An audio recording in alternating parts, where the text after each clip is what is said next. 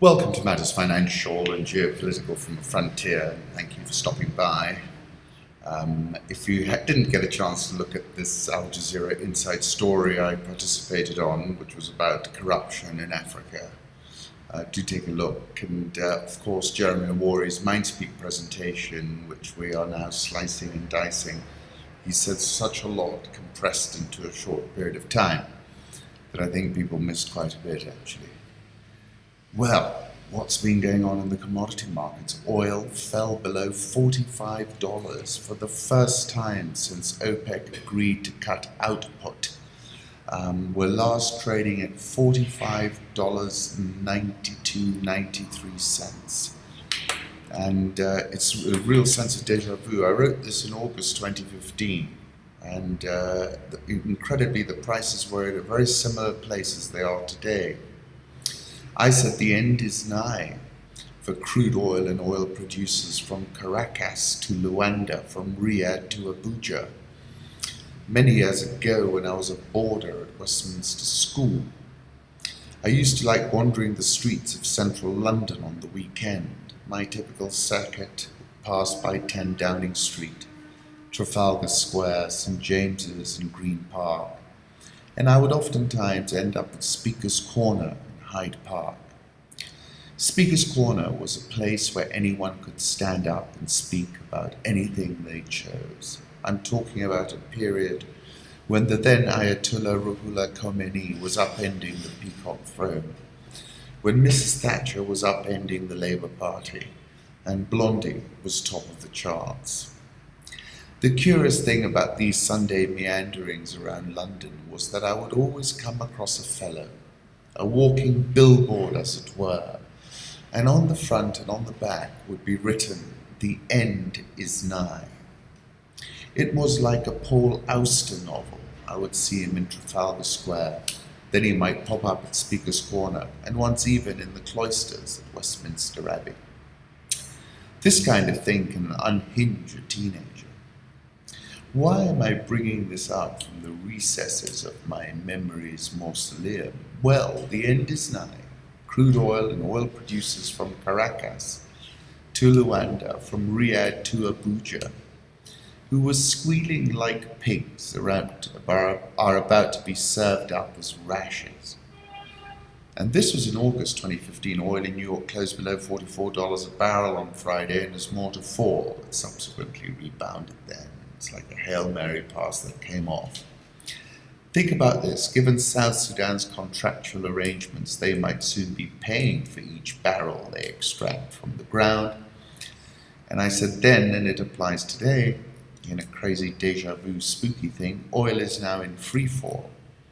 The end is nigh for the oil-based rentier economies. President Obama, the first Kenyan-American president of the United States, and the oil warfare specialist, has scored the equivalent of a hat-trick at the World Cup in how he has advanced the US national interest by using the price of oil as a geopolitical spear. I concluded that day by saying oil-based economies are going to contract, currencies which have already collapsed are going to be routed, and Greek-style austerity will be the order of the day. The meltdown is coming, and the meltdown is in fact upon us. Kapuscinski said, if the crowd disperses, goes home, does not reassemble, we say the revolution is over. I said then the revolution is only just beginning. Brent crude, which has bounced after this tweet from David Inglis, ban, he said, $48.88. As I said, crude oil in New York plunged below $45 a barrel. And it's now at $45.91, up 18 cents on the day. Home thoughts. I love my 3 daughters enormously, and I must say I felt terribly proud buying them all lunch at Hélène Darroze's restaurant, the Connaught, on the occasion of Hannah's birthday. If you want to see the review, it's a female chef, and that's why I chose it actually, because I've just got girls. In the beautiful surroundings of Hélène Darroze's 2 Michelin-starred restaurant, the Connaught, her lifelong passion for the finest produce and incredible skill is reflected in every aspect of one of Mayfair's most intimate dining experiences. Really was good. And frankly, they all looked so gorgeous that day, including their mum. And the older girls, who are 20 and 19, egged on by me, of course, had a lovely time drinking all the accompanying wine, because she chose these wines depending upon the dish she was serving. Nisha takes a very poor view of alcohol, but the girls and I had a bit of a blast, I must say. Layla likes this song by French Montana called Unforgettable, so whenever I want to be close to her, I find myself playing it. It's like I feel when my mum is around, especially recently since I shipped all her things to Nairobi. It's really so remarkable. I'm so damn ecstatic. Keep wanting to ask her what happened, where were you for so long? If you haven't heard that song by French Montana, this is Layla's favourite song, so I'm keeping up with the trends. I took this photograph from the Al Jazeera Bureau next to the Old Mutual building in Upper Hill.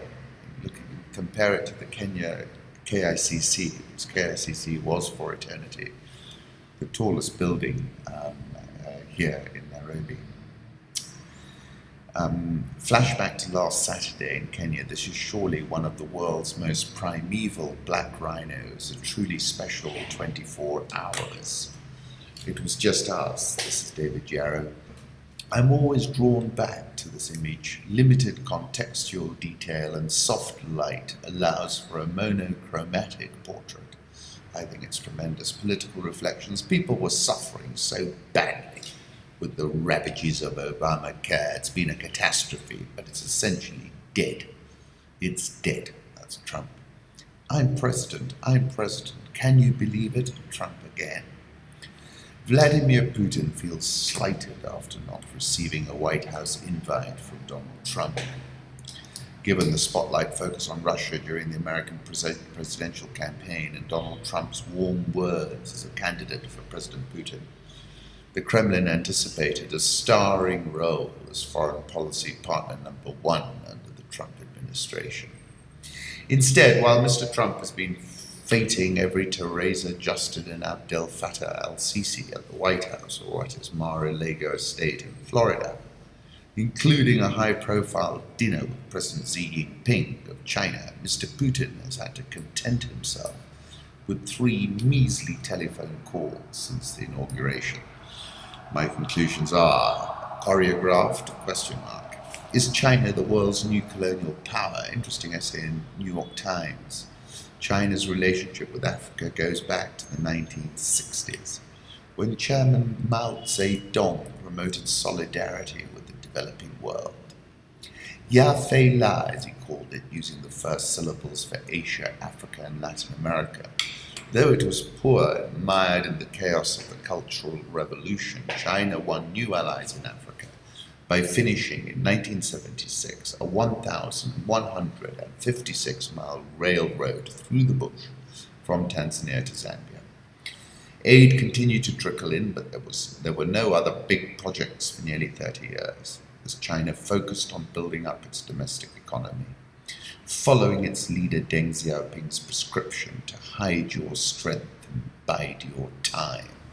That ended in the 2000s when Beijing, recognizing need for foreign resources and allies to fuel its economic growth, exhorted the nation's companies to go out into the world. Interesting, isn't it? And a very important relationship now here on the continent, I must admit. The world's most valuable resource is no longer oil, but data. The new commodity spawns a lucrative, fast-growing industry, prompting antitrust regulators to step in to restrain those who control its flow. A century ago, the resource in question was oil. Now similar concerns are being raised by the giants that deal in data, the oil of the digital era. I've always said information is the most valuable currency of them all. Let's go to the currency markets. Euro dollar 109.61, dollar index 98.82, so even further below that key level I've spoken about before. The yen 112.30, Swiss franc 0.9881. The pound, I've been bullish for eternity and it's going higher and doing well, 129.34. The Australian dollar, which got enormously smashed, 0.7395. Lot to do with iron ore, and I'll show you a chart in a moment. Indian rupee, 64.275. South Korean won, 11.3936, a little bit softer. The Rial, 318.85, softer too. Egyptian pound, 18.1250. And last but not least, the South African rand, 13.6522. I'm bearish the rand. Euro on course for 110 as ECB's Prate signalled that the ECB might not wait without hikes until the end of QE if the Eurozone economy warrants faster tightening. That currency is currently trading at 109.62. Japanese yen, interesting, rejected the 113 level, came back down now to 112.30.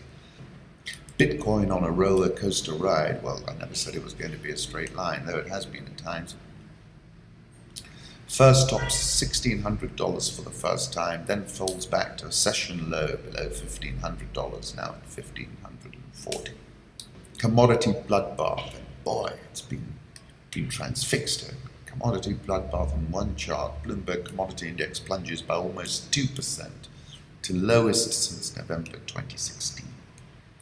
Oil's plunge accelerated below $45. Where are we now? $45.74. We're actually up marginally. It was a brutal session. WTI dropped as much as $1.76 or 3.9% to $43.76. Well, it's bounced off that level quite substantially. There's a lot of option-related activity, so that as market falls through $45, the holders of short put positions need to hedge. So let's keep an eye on that because that's really very, very dramatic. Kicking off again in China, commodities on Chinese exchanges, iron ore was down 8%, rubber down 4.9%, copper down 1.1%. Copper prices dropped to the lowest since January. Have a look at this chart from Holger. Russia's $796 million error sinks FX purchases into irrelevance. The ruble, of course, is stumping this week as oil dropped and the Bank of Russia unexpectedly deepened its pace of monetary easing last Friday. Let's move on to Africa. Slumped and mumbling, 93-year-old Mugabe denied Zimbabwe is fragile. Zuma is told by a South African court to explain cabinet changes. The South African High Court ordered President Zuma to explain why he made changes to his cabinet that included firing Pravin Gordhan as finance minister in March, a move that sparked street demonstrations and a downgrade of the nation's credit rating to junk. I said to myself, we already know the answer. The president cited an intelligence report to accuse Mr. Gordhan of plotting with white capital to undermine him. However, the president himself is saying he reshuffled his cabinet for the youth, which is a nice way of putting it. South African all-share up 5.43% this year. Dollar versus rand last time I looked, 13.60. I'm expecting to move over 14. Nigerian all-share down 2.63% so far this year. Ghana Stock Exchange Composite Index plus 11.6% this year. Crown Paints, who delayed their full-year results, and for good reason, they reported full-year earnings per share was up 330%. Revenue was up 9%. Profit for the year was up 328.63%. It's still on an expensive PE ratio of 25.94. That's interesting. Maybe Santalin Pinks was the wrong target. Kenya Airways has appointed a group managing director and chief executive officer. He's Polish. He's from Lot Airlines, which he turned around. Kenya Airways is up 0.85% so far this year. I was on NTV yesterday and I was talking about the price of food. Food inflation here in Kenya is running at 21% year on year. And I said the price of food creates revolutions all over the world. You must be sensitive to the price of basic staples. Flour scarcity hits city as millers run out of maize, apparently. Kenya shilling at 103.295. Nairobi All Share up 0.93% year to date. Next week, big earnings release from Safaricom. NSE 20 is down 1.31% this year.